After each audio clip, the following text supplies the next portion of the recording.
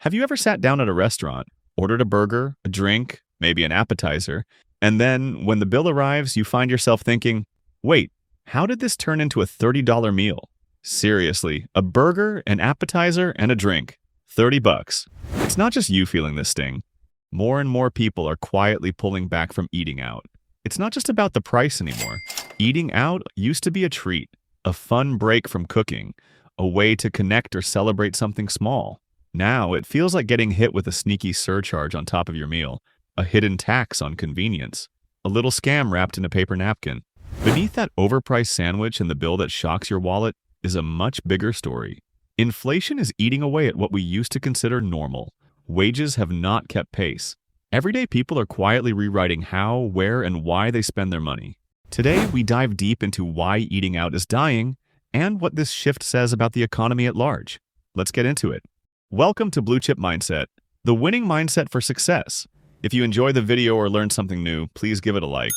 Let's rewind to just a few years ago. Remember when grabbing lunch on the go was simple? A decent meal at a fast casual spot would set you back $7, maybe $10 if you treated yourself. And who could forget the famous $5 foot-long subs at Subway? That was the go-to lunch that didn't break the bank and almost felt like a steal. Fast forward to today. You're at the same Subway and suddenly the total pops up. It's $14. And that's before you even think about adding a drink, chips, or tipping. 14 bucks for lunch. For some, that's nearly half their hourly wage. And what's worse, it's become the new normal. The $5 footlong is now a distant memory, a relic from another era.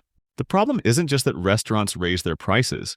They've been forced to pass along every hidden cost, and those costs have piled up like a house of cards. There's ingredient inflation. Food costs are skyrocketing. Then come the delivery app fees, which can slice up to 30% off a restaurant's revenue. Rent is climbing everywhere. Staff shortages mean restaurants pay more just to keep the lights on and the kitchen running. And who ends up covering all that? You do. Here's the kicker. Your paycheck hasn't kept pace with those higher prices. In fact, wages for most people have barely budged in the past decade, if at all. When your lunch costs as much as a tank of gas or a utility bill, it makes you stop and question everything. People hit a breaking point. It's not that anyone dislikes eating out anymore. It's simply harder to justify, especially when you're dealing with rent that keeps rising, a car payment that never lets up, and a grocery bill that's already stretched to the limit. This isn't just about numbers on a receipt, it's a feeling. People are starting to feel ripped off. The food is also getting worse. It's often less fresh and tasty than it used to be. The service is sometimes rushed, understaffed, and increasingly transactional. The whole dining experience feels more like an obligation than an indulgence. Add to that the shrinking portions that seem to get smaller and worse by the day. What once was a generous plate now feels skimpy and unsatisfying. You leave hungry or feeling like you overpaid. Then there's the tipping culture, which has gotten completely out of control. Everywhere you go, there's pressure to tip, even for minimal interaction or counter service. That little pop-up on the screen doesn't just suggest 20% anymore. It pushes for 25 or sometimes 30%. What used to be a thank you for great service now feels like a built-in tax with a smiley face sticker on it. And just when you think that's it, your bill includes more fees. A kitchen appreciation fee, a service charge, maybe even a non-cash adjustment for using your card. These aren't listed up front. They just appear. Quiet little money grabs disguised as support. Meanwhile, the service hasn't gotten better. If anything, it's worse. Staff are stretched thin, racing between tables, often burnt out, and the personal touch is fading fast. So now you're being asked to tip more for less and expected to do it with a smile. Be honest. How many times lately have you tipped out of guilt, not because the service earned it? It's not just your wallet taking the hit, it's the whole experience. Dining out used to feel like a treat. Now it feels like math homework. Figuring out who you're tipping, how much, and for what exactly. People aren't just annoyed, they feel cornered. Paying premium prices, leaving big tips, and still walking away frustrated, wondering why they even went out in the first place. People don't mind paying for value. They want to support their local spots, reward good service, and enjoy a meal that feels worth it. But nobody likes feeling played.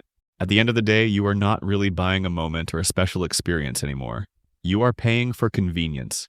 And even that convenience feels shaky.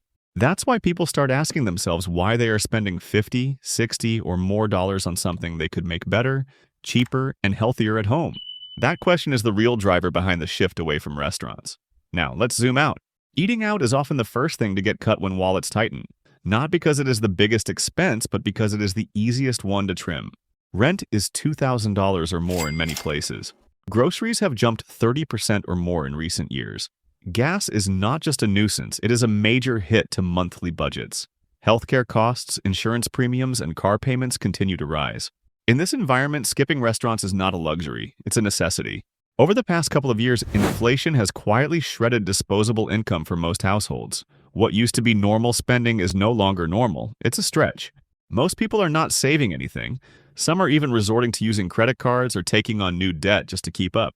Friday night dinners at restaurants are turning into frozen pizza nights and streaming movies at home. Not because people want to downgrade their lifestyle, it's because they have to. Here's where the story takes an interesting turn.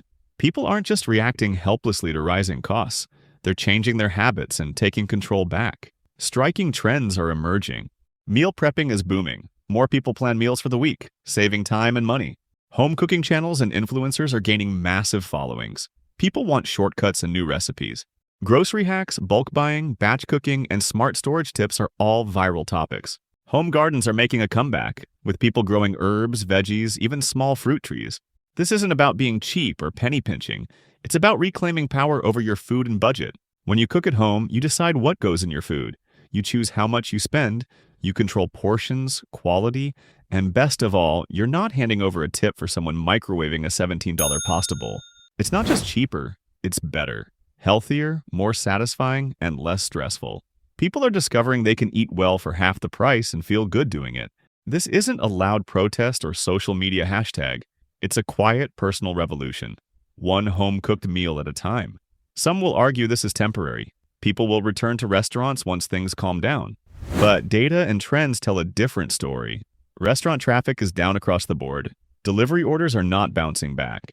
Even fancy high-end dining is seeing fewer reservations. It's not because people hate food or crave less flavor. It's because their habits have shifted. When the economy forced people to cook at home, they found it was not as much of a hardship as it was made out to be. They realized it saved them $400, $600, even $800 a month. Once you save that kind of cash, why go back? This is not just a blip. It's a structural change in how Americans think about food and spending. It's not about boycotting restaurants. It's about smarter priorities and smarter spending. People are not anti-dining. They are anti-waste, anti-overpriced, anti-feeling broke after a meal. That mindset is contagious. It is spreading quietly through communities and households everywhere. So what does this all mean for you and for the economy? It means it's not just about food or restaurants. It reflects a broader shift. When millions stop blindly swiping their cards for $30 lunches, the message is loud and clear. We're done paying premium prices for a broken system. As more people reclaim control over their food, budgets, and time, old habits slowly die off. Not with protests or headlines, but quietly, permanently. This is not about skipping dinner out occasionally. It's about the collapse of convenience culture. It's about people who have had enough and decided to adapt. When the economy is not working for you, whining will not cut it. You change the rules, you evolve, you take action. That is exactly what's happening, one home-cooked meal at a time. Drop a comment below and share how often you now eat out, or if you have given it up entirely.